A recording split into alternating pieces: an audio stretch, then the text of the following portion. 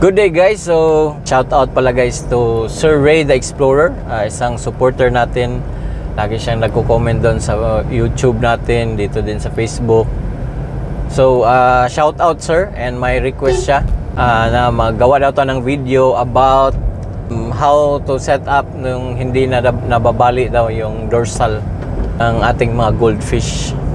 The dorsal guys ng ating goldfish is made out of bones or cartilage. So it's the same thing guys sa mga bones natin. We have to strengthen it para hindi siya nababali. So there are reasons guys na nababali siya. One of which is yung paghandle or handling natin sa isda, paghawak, lalo na sa pagbalot ng isda, pwede siya nababali doon sa plastic. When it comes to sa setup guys, ay laging sinasabi ng ating mga fellow groomers na doon din namin natuto yan. Always yung water quality. Kasi water quality, if pangit yung quality ng tubig, it will cause them diseases. So diseases will cause them stress.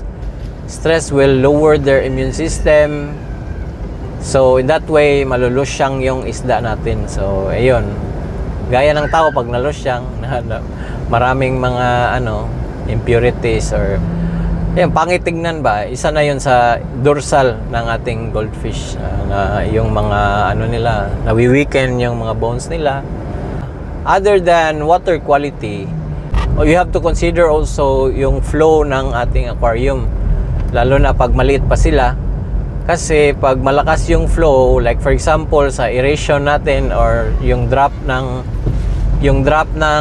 filtration natin na water, it will cause a stronger flow, and pag nagre-resist sila palagi sa flow, of course ginagamit nila ang kanilang mga dorsal, nababali yun kasi may pressure sa tubig. I-stress sila guys sa palaging nagre-resist sa tubig or sa flow ng kanilang isda.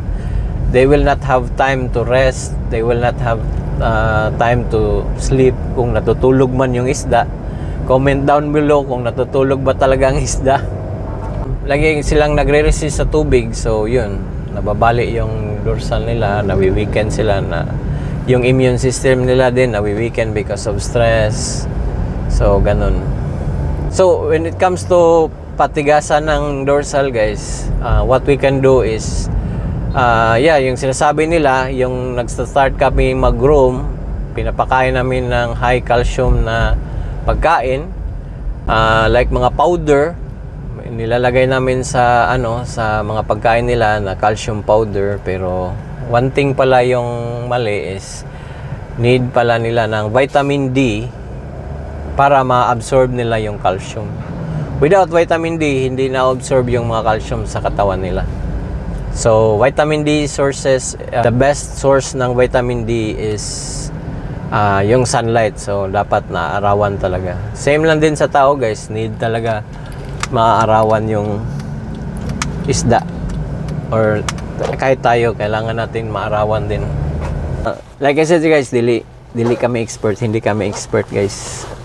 So based on experience lang, if may mga groomers dyan na may suggestion, may mga kaalaman na gusto nyong i-share, share nyo lang sa comment section. Yung na-share namin based lang sa experience and sa nabasa namin, and make sense naman, connect the dots lang. So yun. Okay, so yun lang guys. I hope Sir Ray na nasagot namin yung katanungan mo. And if you want some videos like this guys, follow and subscribe Bits and Fishes.